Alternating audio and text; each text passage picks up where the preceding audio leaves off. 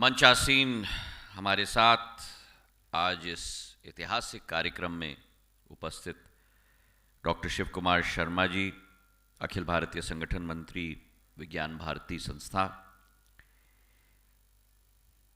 Doctor Mangilal Jat जी, महानिदेशक भारतीय कृषि अनुसंधान परिषद, डॉक्टर गोवर्धन दास जी, विशेषज्ञ भारतीय विज्ञान शिक्षा एवं अनुसंधान, डॉक्टर अनिल कोठारी जी, महानिदेशक MPSCT Bhopal, Shri doctor Srinivas Singh, IIITM के हमारे निर्देशक, ई संजय कौरव, हमारे सचिव विज्ञान भारती के विजय दीक्षित साहब, इंदापुरकर साहब, रजौरिया साहब, और आज इस कार्यक्रम में जुड़े हुए केवल ग्वालियर चंबल नहीं, केवल मध्य प्रदेश नहीं, लेकिन देश के कोने से आए हुए कृषि, तकनीक, अनुसंधान, विज्ञान के सभी महानुभाव का मैं हमारे ग्वालियर की धरती पर स्वागत करता हूं।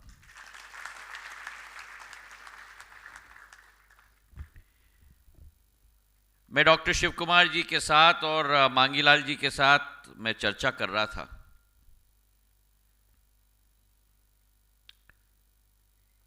कि ये जो 3 दिन का कार्यशाला विज्ञान भारती के द्वारा आयोजित किया गया है,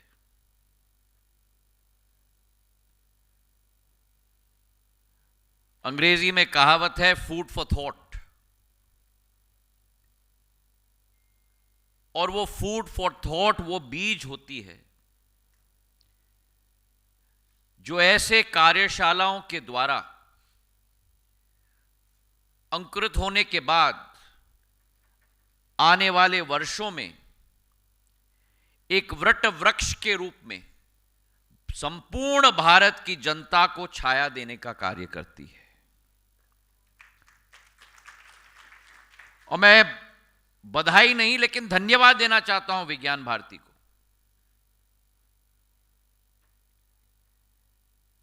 क्योंकि IIITM के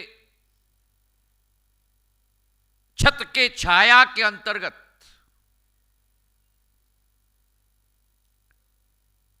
राष्ट्र के कोने कोने से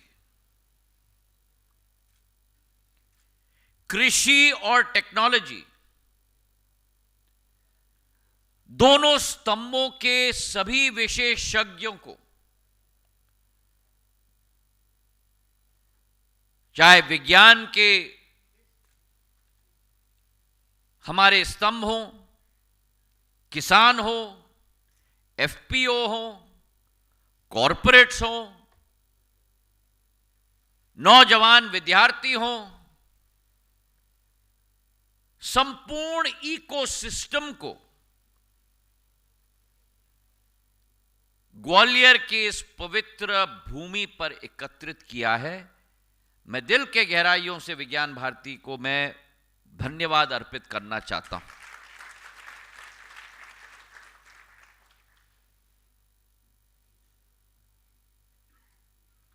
विज्ञान भारती जो संस्था रही,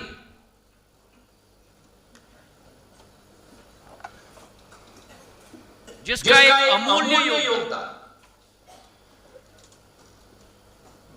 भारत की इस विकास की सफर में अनेक दशकों के साथ रही है। एक ऐसी संस्था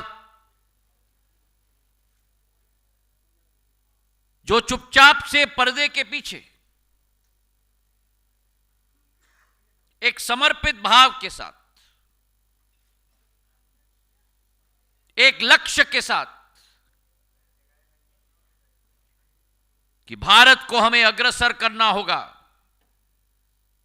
भारत को हमें विश्व पटल पर एक नक्षत्र की रूप में उभारना होगा,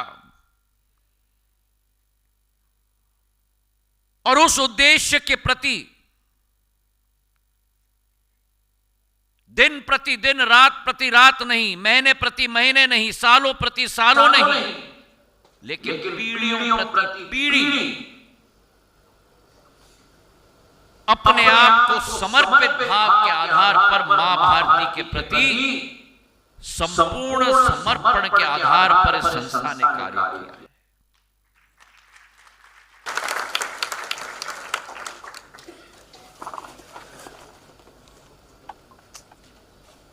और सबसे महत्वपूर्ण बात, उदाहरण के तौर पर आज का जो सेशन है टेक फॉर सेवा, साधारण रूप से हम लोग समझते हैं कि सेवा का मतलब है कि आम मानवी के जीवन में जनसेवा के पथ पर चल के उनके कठिनाइयों का समाधान करना। लेकिन विज्ञान भारती ने इस पहलू पर एक नई विचारधारा उत्पन्न की है कि टेक्नोलॉजी का भी इस्तेमाल हमें करना है, और टेक्नोलॉजी का इस्तेमाल तभी सही इस्तेमाल होता है जब जनमानस की जीवन स्तर में हम लोग उस टेक्नोलॉजी के आधार पर बढ़ोतरी हम लोग ला पाए।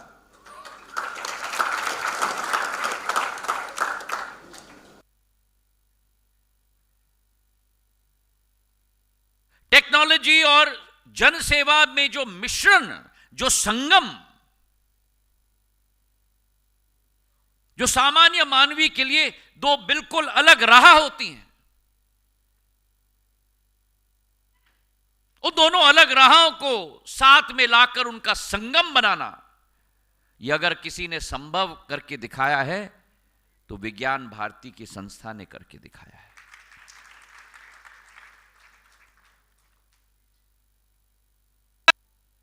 और आज इस मंच को देखिए,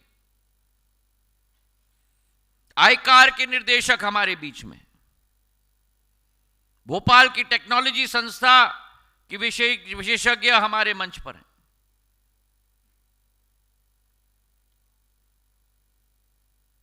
यह कार्यक्रम IIITM में आयोजित किया गया, किसी होटल में नहीं।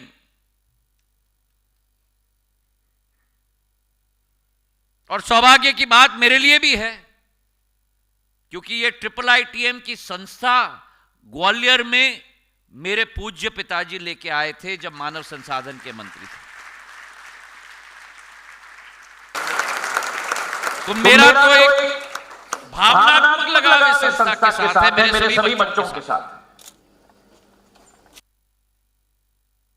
और अभी शिव कुमार जी और हम चर्चा भी कर रहे थे,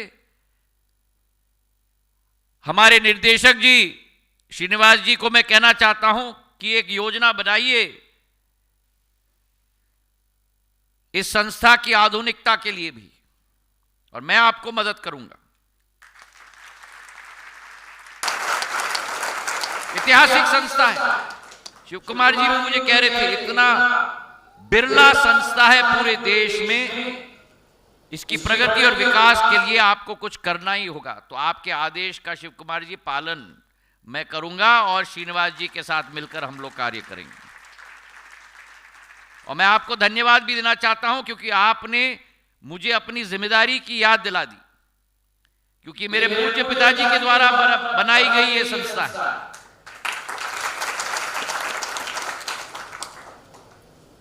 आज विज्ञान की हम बात करते हैं।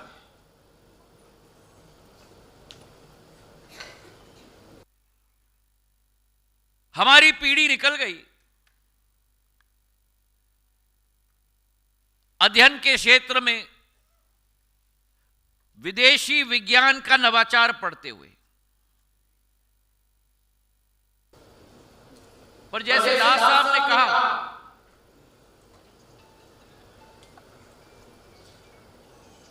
जाट साहब ने कहा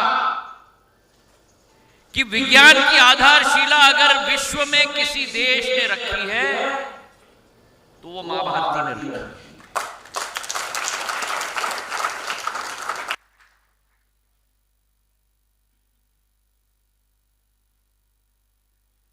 और दास साहब कह रहे थे कि विदेशी आक्रांताओं ने जो भारत के नागरिक में अपने माटी के प्रति गर्व था, अपने माटी के प्रति इतिहास की समझ थी, उसको मिटाने की कोशिश का कार्य किया गया है। 200 साल मुगलों का, 500 साल मुगलों का, 200 वर्ष अंग्रेजों का।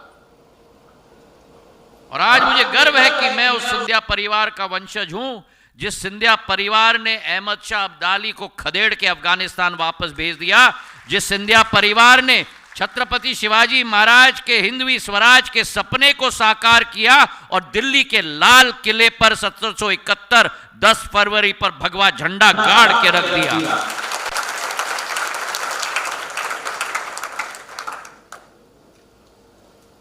वो इतिहास मिट नहीं सकती जो भारत की विज्ञान की इतिहास है।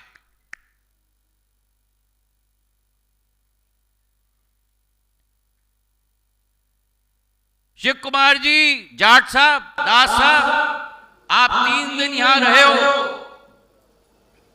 वो विज्ञान की नींव कहीं और नहीं, यहां से 5 किलोमीटर दूर ग्वालियर के किले के तट पर विज्ञान का अगर कहीं शुरुआत हुई है तो हमारे ग्वालियर के शून्य मंदिर से शुरुआत हुई है, जहां शून्य का नवाचार किया गया था।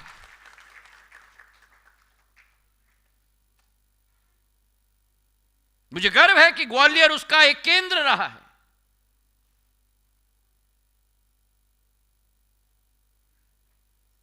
आप हमारे किले पे चले जाओ,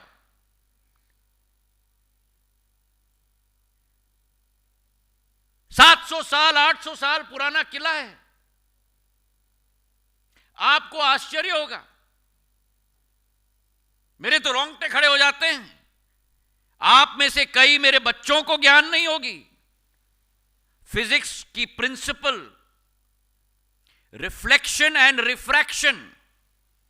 मान मंदिर पैलेस में किले पर पत्थरों की स्लैब्स के आधार पर एंगल लगाकर उसमें इतने बड़े बड़े गोल छेद बनाकर वहां शीशा कांच लगाया जाता था और फिजिक्स के प्रिंसिपल और रिफ्लेक्शन और रिफ्रैक्शन के आधार पर 8 मंजिल नीचे तक सूर्य की रोशनी पहुंचाई जाती थी।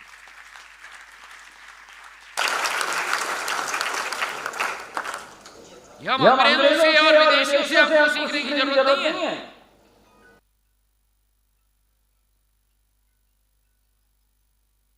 और जो दास साहब अभी व्यस्त थे अपने डब्बे पे, मुझे बड़ी खुशी है कि मैं दूरसंचार मंत्री हूं।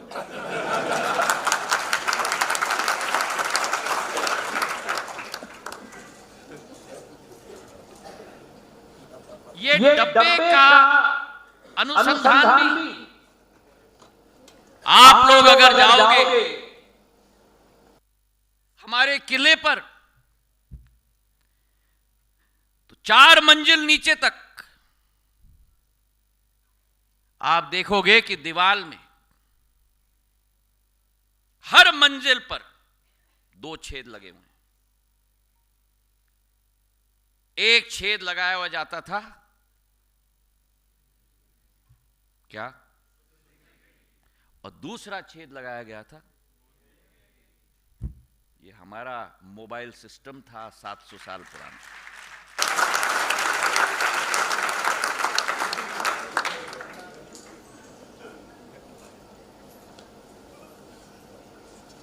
अभी हम लोग वेटिंग रूम में बैठे हुए थे। मैंने वहां प्रवेश किया। 18 डिग्री पर वातानुकूल एयर कंडीशन लगा हुआ था।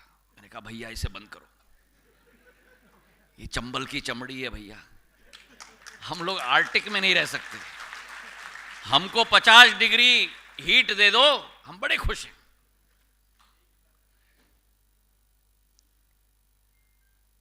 पर पहला अगर वातानुकूल एयर कंडीशन का प्रयोग किया गया था तो वो भी हमारे ग्वालियर के किले पे किया गया था। अब तालियां तो बजा रहे हो, किसी को समझ में है कैसे? खिड़की के बाहर एक डंडा लगा था, उसके ऊपर पंखा, वो पंखा हवा खींच देता था।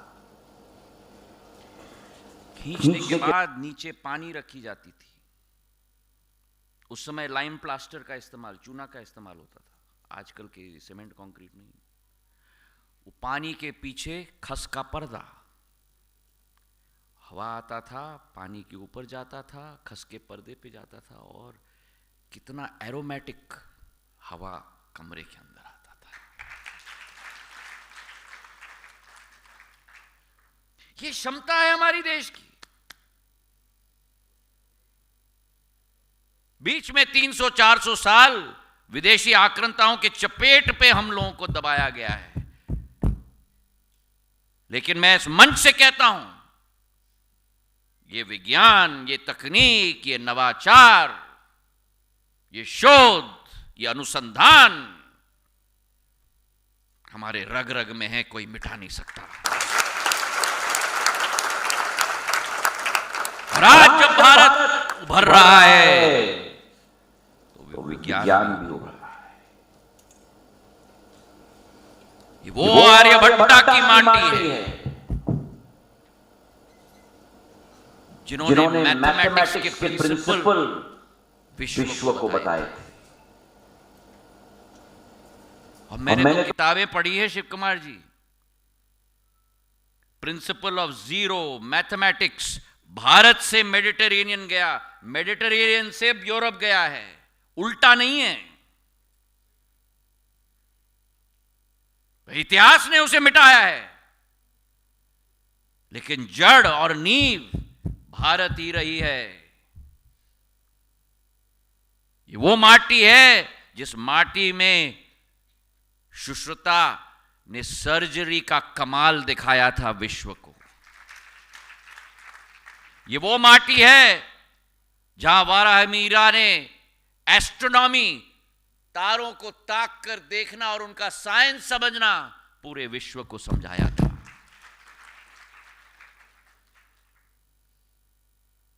तो ये हमारी डीएनए की बात है।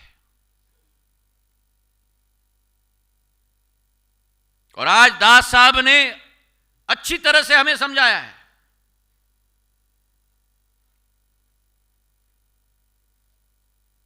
कि 800 साल बाद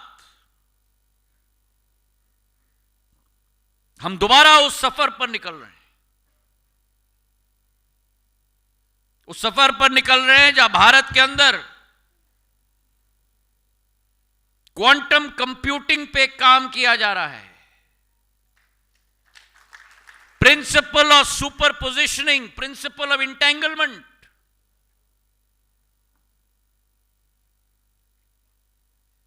क्वांटम कंप्यूटिंग पर शोध और अनुसंधान अगर विश्व में सबसे ज्यादा किया जा रहा है तो आज भारत में किया जा रहा है। टेलीकॉम की टेक्नोलॉजी का संदर्भ में इन्होंने दिया।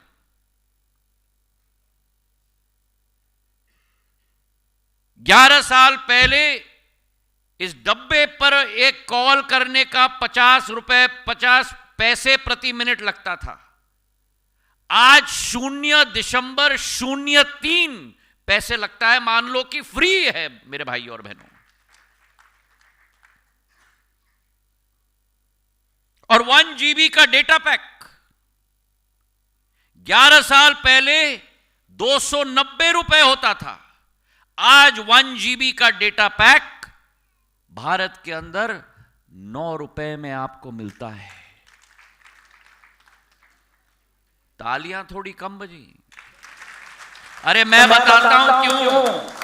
अरे विश्व को तो समझ लो, 9 रुपए मतलब 11 सेंट। $1 में 100 सेंट होता है, 11 सेंट। और विश्व का एवरेज है 1 GB के लिए $2.5, मतलब भारत विश्व का 5% कॉस्ट पे ऑपरेट कर रहा है। तो आज हम डेटा कैपिटल विश्व के बनेंगे, टेलीकॉम कैपिटल विश्व के बनेंगे। और जब बीएसएनएल 4G के प्रति अपना छलांग मारना चाहता था, हमारे पास दो रास्ते थे। विश्व में 4 टेलीकॉम प्रोवाइडिंग देश हैं, इक्विपमेंट प्रोवाइडर्स। 5 कंपनियां हैं, 4 देश हैं। चीन के 2 कंपनियां, फिनलैंड, स्वीडन और South Korea. Samsung, Nokia, Ericsson, Huawei, ZTE। हम भी उनसे इक्विपमेंट खरीद सकते थे, जैसे बाकी देशी कंपनियों ने खरीदा है, एयरटेल हो या जियो हो या वोडाफोन हो। पर प्रधानमंत्री जी ने निर्णय लिया कि अगर बीएसएनएल 4G में जा रही है तो वो विदेशी इक्विपमेंट के आधार पर नहीं जाएगी, वो जाएगी तो स्वदेशी इक्विपमेंट के आधार पर जाएगी। और कल्पना करो, पिछले जब से टेलीकॉम टेक्नोलॉजी विश्व में आई है, पिछले 40 वर्षों में केवल 4 देशों के पास वो क्षमता रही है 3G, 4G, 5G की इक्विपमेंट मैन्युफैक्चरिंग की। केवल 4 देश, 193 देश हैं विश्व में। असंभव कार्य कैसे हो सकता है? लेकिन प्रधानमंत्री जी ने कहा है ना, हर चुनौती को अवसर में परिवर्तित करना होगा। सरकारी कंपनी C-DOT, भारत की startup company Tejas, system integrator Tata Consultancy Services, तीनों स्वदेशी कंपनियों ने मिलकर 22 महीने में संपूर्ण 4G स्टैक भारत में ही उत्पादित करके आज बीएसएनएल के अंदर 93,000 टावर 4G के लग गए हैं। मेरे भाई और बहनों, हमारे 9 करोड़ उपभोक्ताओं में से 1,80,00,000 उपभोक्ता आज बीएसएनएल के 4G पे चल रहा है।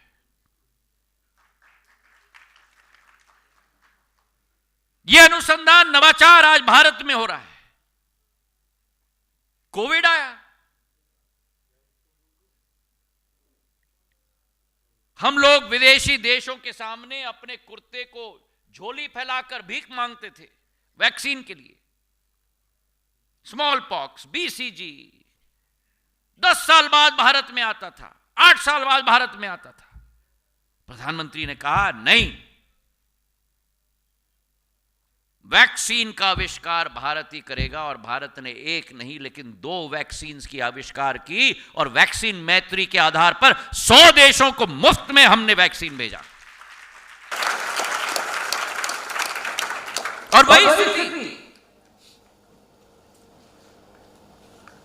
आज सेमीकंडक्टर्स के क्षेत्र में हो रहा है। कल्पना कर सकते थे आप कि चिप्स भारत में बनेंगी? सेमीकॉन एक बहुत ही टेक्नोलॉजी ड्रिवन क्षेत्र होता है। ताइवान की कप्तानी है, अमेरिका की कप्तानी है, चीन की कप्तानी है, लेकिन आज पहला चिप भारत के सेमीकंडक्टर कंपनी ने स्वयं भारत के अंदर बनाया है। और आज इसलिए रक्षा के क्षेत्र में बात करो तो जब दुश्मन ने पैनी नजर से भारत को देखा तो भारत का ही आत्मनिर्भर स्वदेशी ब्रह्मोस मिसाइल ने जाके उनके सारे संयंत्र, रक्षा के संयंत्र को ध्वस्त करने का काम किया। हमारे महाभारत में मिसाइल बनी, आज वो टेक्नोलॉजी भारत ही बना है। और आज कृषि की क्षेत्र की बात की जा रही है।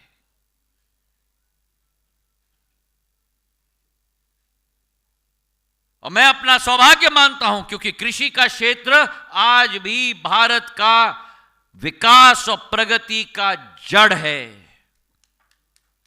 हम कभी नहीं भूल सकते जब वो PL 480 लगी थी भारत पर, पर्याप्त अनाज हमारे पास नहीं था। आज वही भारत 60 देशों को अपना अनाज भी एक्सपोर्ट कर रहा है। जो जाट साहब ने आंकड़े दिए यहां, जिस क्षमता के आधार पर भारत बढ़ रहा है, आज विश्व का सबसे बड़ा उत्पादक देश दूध के क्षेत्र में 125 मिलियन मेट्रिक टन पूरे विश्व में भारत है। फल और सब्जी के क्षेत्र में द्वितीय सबसे बड़ा उत्पादक पूरे विश्व में भारत है। और फूड ग्रेन के क्षेत्र में पूरे विश्व में तृतीय सबसे बड़ा उत्पादक भारत है।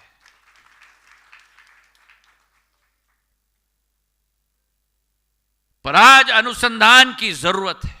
एक और मैं ऐड करना चाहता हूं, केवल मार्केट से के साथ जुड़ना नहीं है, लेकिन पूरा वैल्यू चेन, टेक्नोलॉजी से लेकर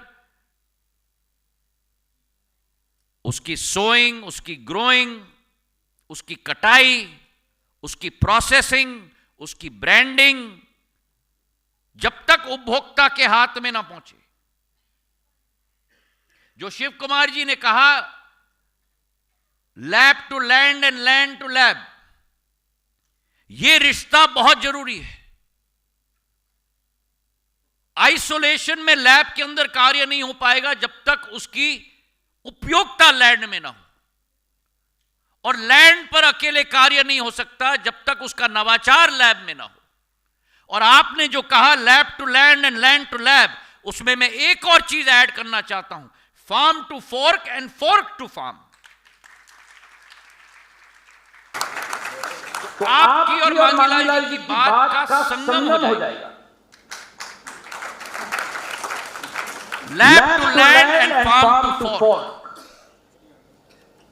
डिमांड क्या है और डिमांड के आधार पर हम क्या वैल्यू एडिशन कर सकते हैं, और किस तरीके से किसान को उस वैल्यू चेन का सबसे बड़ा भाग हम लोग दे सकते हैं।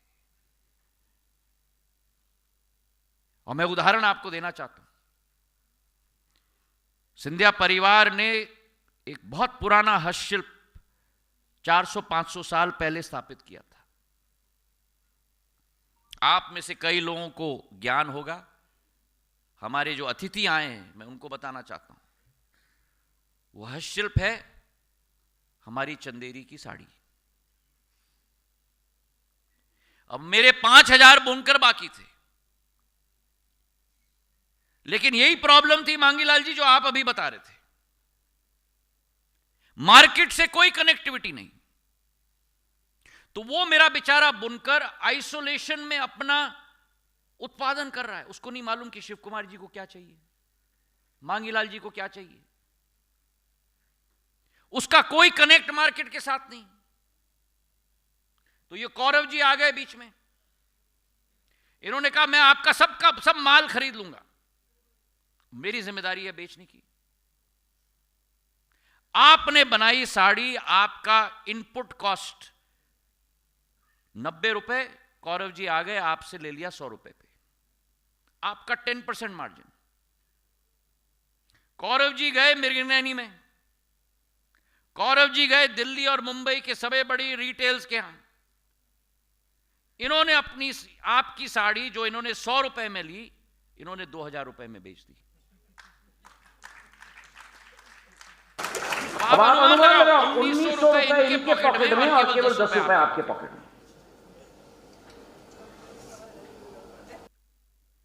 हमारा पुराना हस्तशिल्प, हमारा किसान कैसे सरवाइव करेगा जब तक वो वैल्यू एडिशन की भाग न बने।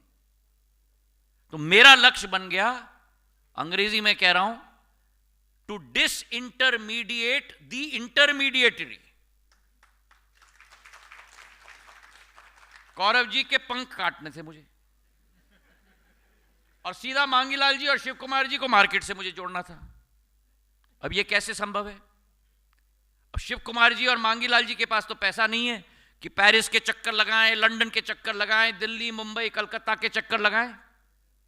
ये तभी संभव है जब मार्केट को मैं शिव कुमार जी और मांगीलाल जी के पास ले जाऊं।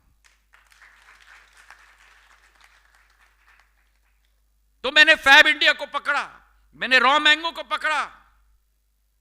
मैंने कहा कि आपको अपना आउटलेट चंदेरी में बनाना ही होगा। मैं अपने बुनकरों को स्वयं सहायता समूहों में गठित कर दूंगा, जैसे एफपीओज हैं, और आप 10-10 स्वयं सहायता समूह को आप अडॉप्ट कर लो। ये आपका परिवार है।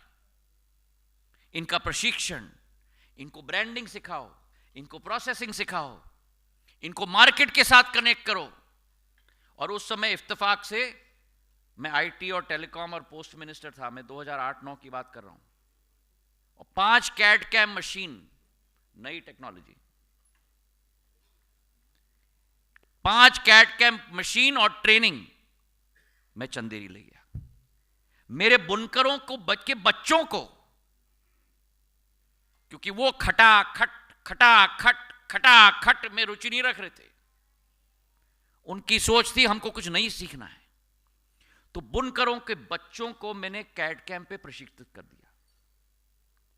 और जब कॉमनवेल्थ गेम्स आयोजित किए गए दिल्ली में, तो एक प्रतिस्पर्धा आयोजित की गई कि जो पट्टा हम लोग स्पोर्ट्स मैन और विमेन के ऊपर हम डालेंगे पदक के अलावा, वो कौन डिजाइन करेगा।